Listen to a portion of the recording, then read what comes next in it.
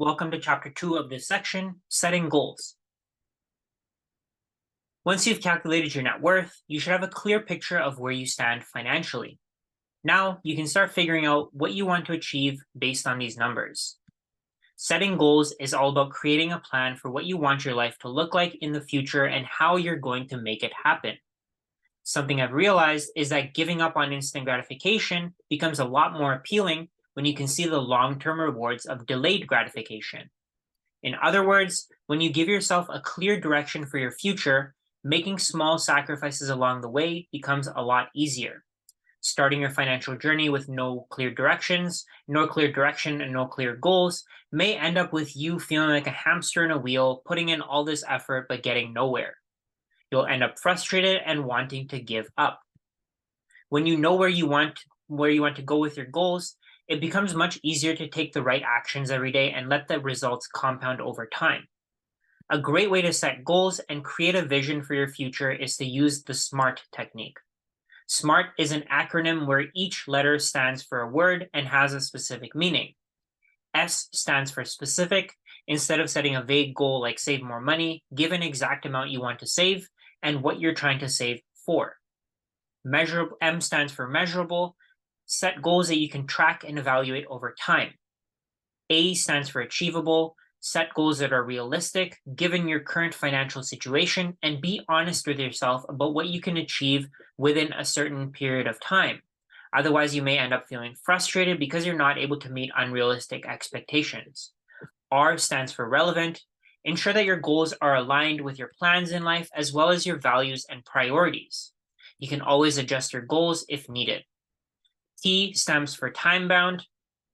Set a specific deadline for achieving your goals. This will keep you accountable and motivated throughout when you're achieving your goals throughout the timeline. I personally like putting things off until the end, and the only way that I can achieve my goals is to break them down into much smaller goals. This works for me because it makes the goals seem a lot less intimidating, and I feel more encouraged knowing that my smaller goals are realistic and I can achieve them for sure. Here's an example of a SMART goal. You have $10,000 in credit card debt and you want to pay it off within 12 months. This goal is specific and time-bound. It has a target amount and a target date. It's also measurable. You know the exact amount that you want to pay off. It's relevant because credit card debt is one of the main things that holds people back from achieving their financial goals. If you do this with SMART goals in mind, you can calculate the total amount you need to pay with every month, including interest. Then you can make small monthly payments that won't overwhelm you, like having to pay off a 5-figure balance, like $10,000 all at once. To make sure you can achieve your goal, you can break down the total amount into monthly or weekly amounts. Include the interest that will accumulate over the next year, depending on the rate on the credit card. I included a link for an online credit card payoff calculator in the notes below this video. The monthly payments you need to make are around $926 a month in order to pay off the interest and principal over a year. This is much easier to deal with than having to pay off a huge lump sum at a specific date. You're going to need a budget to see if you can afford to set aside almost $1,000 per month to reach your goal. Knowing how much you spend and what's left over helps bridge the gap between your goals and reality. This will be covered later in the course.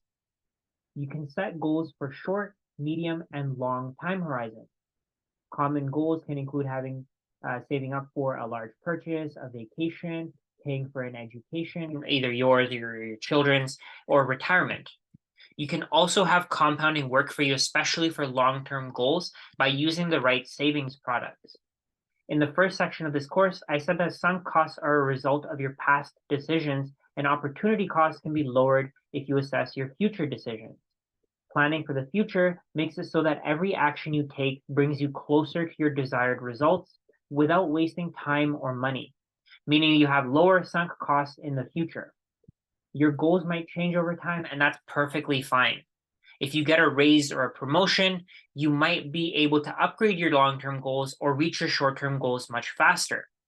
On the other hand, something negative could happen, like a job loss or an injury that cuts off your sources of income. Building multiple income streams and having an emergency fund are both great ways to protect yourself in case this happens. Both of these solutions will be discussed later in this course. Either way, setting financial goals and having a plan to achieve them will almost always increase the likelihood that you achieve financial success.